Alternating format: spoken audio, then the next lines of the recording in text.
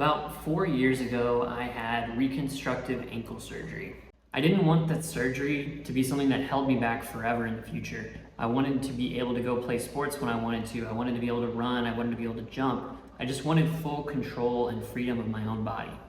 Before I ever had the surgery, I had rolled and sprained my ankle so many times that I lost track just from playing basketball, playing other sports, and randomly just rolling my ankle throughout the day. I've had that surgery. I've learned how to better take care of my body by getting stronger and getting more flexible in the right ways.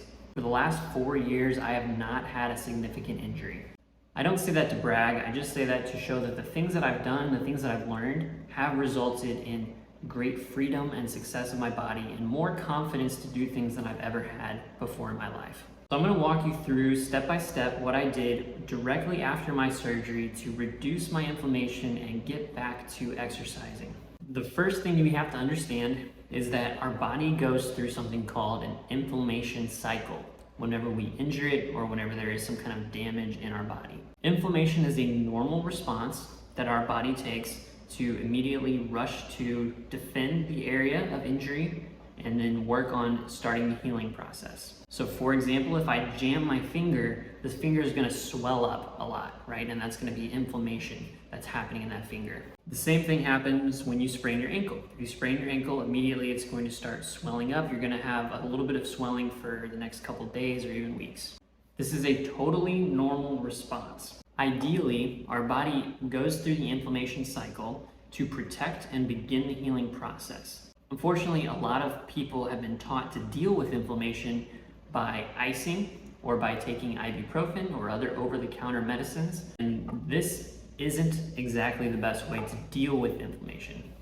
When we use ice and when we use these over-the-counter anti-inflammatories, what they're doing is actually interrupting the inflammation cycle completely or completely disrupting it so that there is no more inflammation. This isn't necessarily a good thing. If we are completely interrupting the inflammation cycle, it doesn't allow our body to continue or begin the process of actually healing. Instead, it's just reducing the defense that we have to that joint. For example, a lot of times if someone has a reconstructive surgery or a replacement surgery, after they sew you back up, they'll immediately start moving the joint to make sure that we are maintaining range of motion and getting movement into that. Movement is one of the things that will actually help promote the inflammation cycle and actually push swelling out and actually push bad inflammation out and recycle new healthy blood flow. So the best way we can take advantage of the inflammation cycle is by promoting healthy blood flow. What this is going to do is give your body the opportunity to have healthy inflammation, which is going to protect the joint, and it's going to push out chronic or bad inflammation that's going to linger and cause some of that pain and discomfort.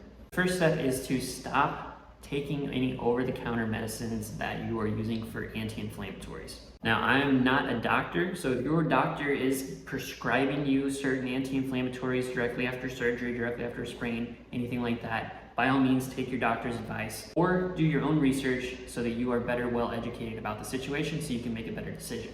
Regardless, stop taking the over-the-counters because they are going to interrupt that healthy inflammation cycle that we're looking for. The second step is that if you are going to use ice, then you also want to use heat. Similar to over-the-counter drugs, ice is going to interrupt the inflammation cycle. So it is going to bring down swelling, but at the same time, it's not promoting the healing process. So if you are going to use ice, the next step is to heat as well, almost immediately after. Right after I had my surgery, instead of just icing, what I would do is I would get a bucket, I'd fill it full of cold water, I'd throw ice in there, I'd stick my foot in that bucket for 10 minutes, okay? So it's giving that process to bring some of that swelling down. And after the 10 minutes is over, I dump out the bucket, I fill it with warm water or even hot water, and then I put my foot back in there for another 10 minutes. So that's promoting that healthy blood flow and that inflammation cycle can begin the healing process. Now, if you are limited on time, you can do this for just one set of ice, dump it out, heat, dump it out for 10 minutes each. That's about 20 minutes total. When I was going through this process though, I had a lot more time on my hand. I wasn't working because I couldn't walk. So I would do this for about an hour at a time. I would do 3 sets of 10 minutes of ice and then 10 minutes of heat and repeat 10 minutes of ice, 10 minutes of heat. And I do that for an hour. It's worked really well. A lot of my swelling went down within the first week, and some of that lingering chronic swelling took about another week to get rid of completely. The third step is to get as much movement into the joint or into the injury or the damaged area as possible. With me, with the ankle, it was very hard to get a lot of movement in because you can't walk. And an important thing to know here is that you don't want to push through a lot of discomfort or pain. A little bit of discomfort is fine, but we don't want any sharp pain when doing things. We want to make sure that we are getting movement into that joint as quickly as possible and as much as possible to promote that inflammation cycle. So since I couldn't walk, this is the first thing that I did to start getting some movement into my ankle joint. I would start with just pulling my toes back as far as I can, and then pointing my toes as far as I can. My range of motion now is a lot better than it was then, obviously, but I would try to go through as much range of motion as possible without it causing a sharp pain or more than a 4 out of 10 on the discomfort scale. The key here is actually to do a lot of reps. So the goal is to get 50 reps pulling it back and 50 reps pointing. So you're doing 100 total. After you've done 50 pulling it back and 50 pointing, what we're going to do then is 50 circles with the ankle. Okay, so again, you're trying to go through as much range of motion as possible without there being sharp pain or a lot of discomfort. And you're trying to go really wide, really big circles. I like to think about leading with the big toe, so that I'm drawing as big of a circle as possible with the big toe. You're going to feel the shin muscles really burning the more you do this. So the goal with this one is to do 50 circles clockwise, 50 circles counterclockwise. And we're not done yet.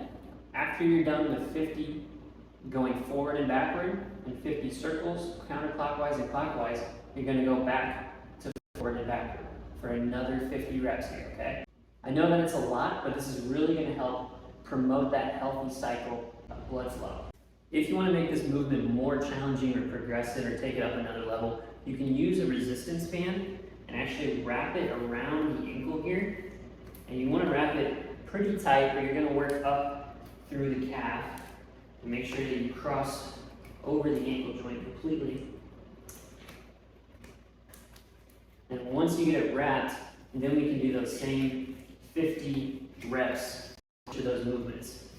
And I'm going to pull and point, just like that, back and forth for 50 reps. And then I'm going to do my circles, again, 50 reps with that band wrapped around them. It's going to create a little bit more compression, a little bit more resistance. Because of the blood flow restriction, this is actually going to cause an even bigger rush of blood, which again will help promote that healthy inflammation. And you're going to feel all that blood rush through as you take it off. So when you're still early on in the sprain or the inflammation cycle, you want to do these reps daily at a minimum. You can do it more than that, doing it twice a day or even 3 times a day. I did it 3 times a day when I was initially recovering, but you want to continue to do that until you can get to our next step, which is putting weight on. So now we want to work on eventually getting pressure back into our foot, being able to walk, being able to stand on one leg. So I'll show you a couple different progressions that I would do. First step is just actually being able to stand upright on both feet. As long as you're able to stand on both feet without effort, then we're good to progress to the next step. Second step is going to be taking little wide stances, and then we're going to just shift our weight between the feet here. So you want to be able to shift back and forth between the feet.